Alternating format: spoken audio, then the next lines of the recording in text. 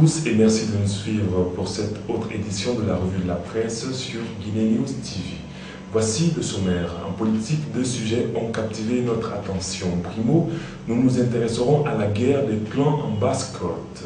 La tournée du numéro 1 de l'UFDG, El Hadj Cellou Dalein Diallo, sera également l'un des sujets que nous aborderons au cours de cette édition. Dans le chapitre Actualité, nous reviendrons sur l'affaire Air Sénégal International. Vous le savez, en début de semaine, un appareil de la dite compagnie a été cloué au sol sur le tarmac de l'aéroport de Conakry. Nous parlerons aussi des déboires du correspondant de RFI en Guinée. Entre lui et le pouvoir, ça sent le roussi, avons-nous appris.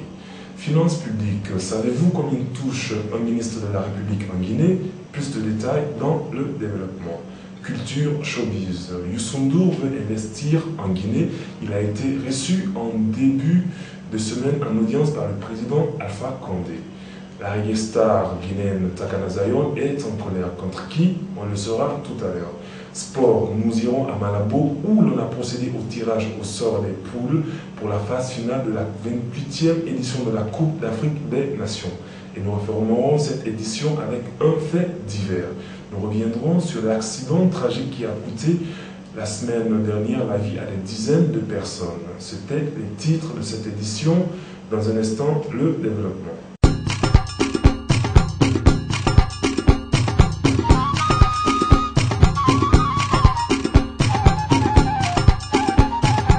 Une fois encore, merci de nous suivre pour cette édition hebdomadaire de la revue de la presse sur Guinée News TV. En ce moment même, la guerre des clans fait rage en Basse-Côte, où les filles et fils de cette région, en vue des prochaines législatives, se livrent à une guerre de leadership.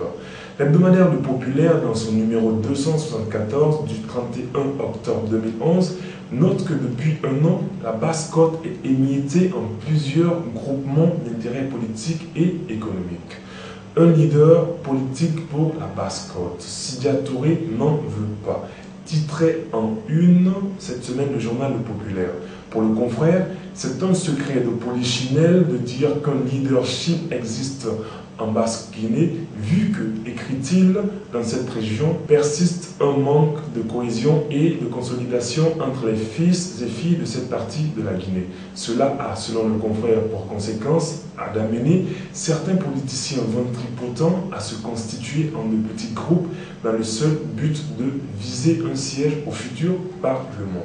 Le confrère note toutefois que pour une seule Basse-Côte, on voit 2, 3, voire 4 coordinations avant de terminer en écrivant qu'à la différence des autres composantes de la Basse-Côte, Sidia Touré, qui écrit le journal, a un destin national, est au-dessus de tout esprit communautariste et est convaincu que l'UFR, sa formation politique qui est aussi un parti transversal, ne se limite pas seulement qu'à la Basse-Côte. C'est pourquoi, note le journal, Sidia Touré ne s'est pas présenté la semaine dernière à une cérémonie de la Basse-Côte où il avait été plébiscité par, je cite, certains petits malins qu'il avait désignés comme étant le leader de la Basse-Côte. Tournée de l'UFDG à l'intérieur du pays, l'accès des stades interdit à Cellou Dalein Diallo.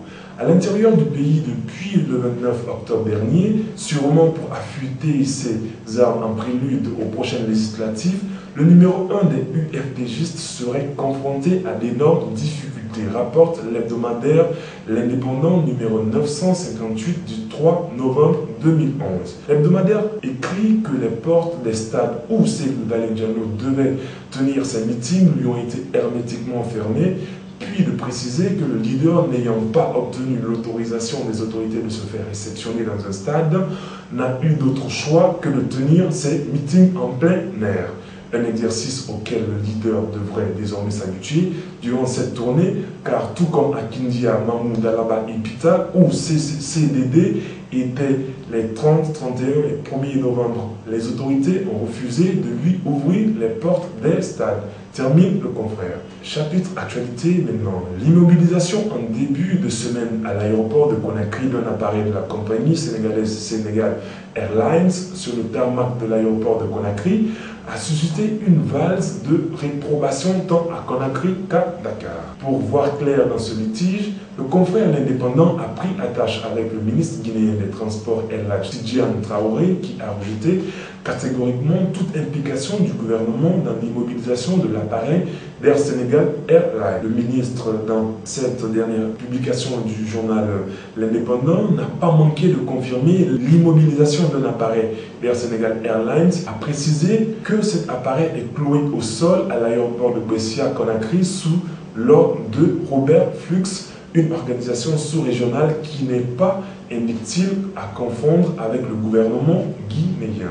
Le ministre précise que c'est cette association qui, dira-t-il, a rendu des services à la défunte compagnie Sénégal Airlines, Air Sénégal International, qui peine à éponger son ardoise et que le gouvernement guinéen n'est nullement associé à cette immobilisation de l'appareil d'Air Sénégal International.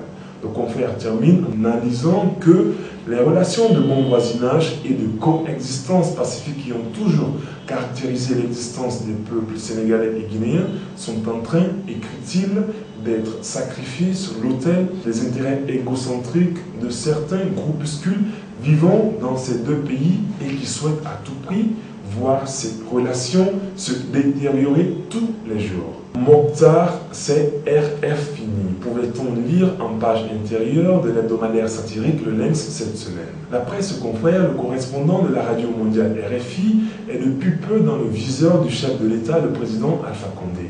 Raison évoquée, Mokhtar Ba a royalement ignoré de faire écho de la rencontre qui a eu lieu le 9 octobre dernier à Sévoutoria entre le président Alpha Condé et les sages venus de Fouta Djallon.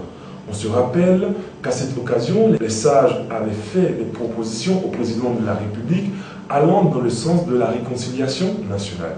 Le confrère L'Observateur, qui est également revenu sur cette affaire dans son dernier numéro, ajoute, je cite, « Le président Condé ne souhaite plus entendre la voix de Mokhtar Ba sur la radio mondiale. Il souhaite que ce dernier soit affecté dans un autre pays africain lointain. » Toujours selon le confrère, le président Alpha Condé a évoqué ce sujet avec le journaliste sénégalais Abdul Latif Coulibaly.